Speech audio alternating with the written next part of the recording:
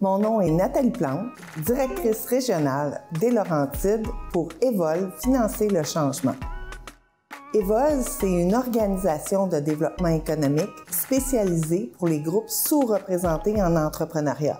Donc, qu'est-ce que ça veut dire? Ça veut dire les femmes, les personnes faisant partie des groupes suivants, c'est-à-dire les personnes racisées, les immigrants, les communautés LGBTQ2+, les membres des Premières Nations et des Inuits, ainsi que les gens vivant avec un handicap.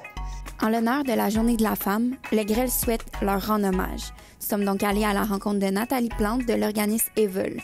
Nous avons discuté avec elle de la diversité en affaires. Evol, qu'est-ce que c'est? Bien, c'est une gamme de services, de produits. Comme je disais tout à l'heure, principalement, c'est du financement.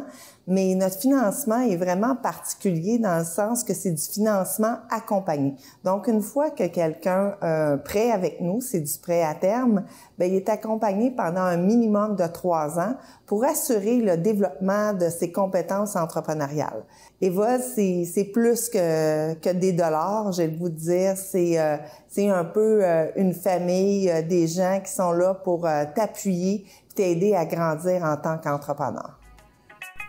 En discutant avec Nathalie, notre discussion s'est tournée vers les femmes en affaires. Quelle place ont-elles dans le monde des affaires?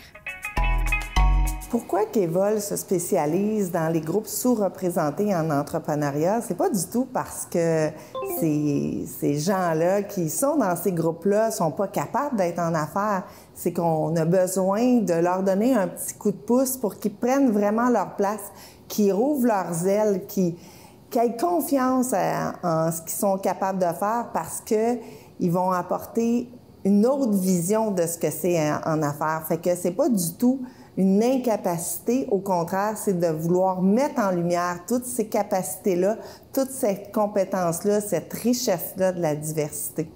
La plus grande distinction qu'on voit chez les femmes en entrepreneuriat, c'est que la plupart du temps, le projet provient de leur cœur. Donc, c'est d'abord un projet de cœur. Ils veulent changer, ils veulent rendre le monde meilleur, les gens meilleurs, rendre leur situation meilleure. Et après vient les questions financières. Fait que c'est rarement, en fait, dans toute ma carrière, j'ai jamais entendu une femme dire « je vais devenir millionnaire » la première chose.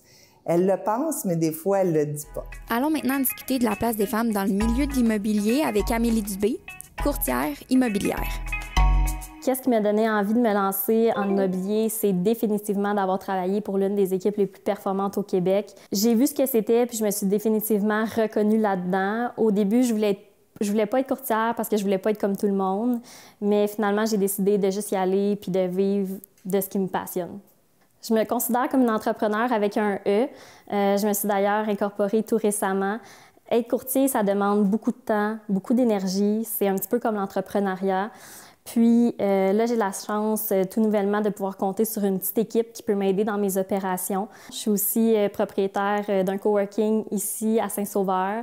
Puis j'ai commencé tout récemment à investir en immobilier. La force des femmes en affaires, ce que je vois depuis de nombreuses années, c'est qu'elles savent bien s'entourer. Elles vont chercher à beaucoup travailler avec l'intelligence collective.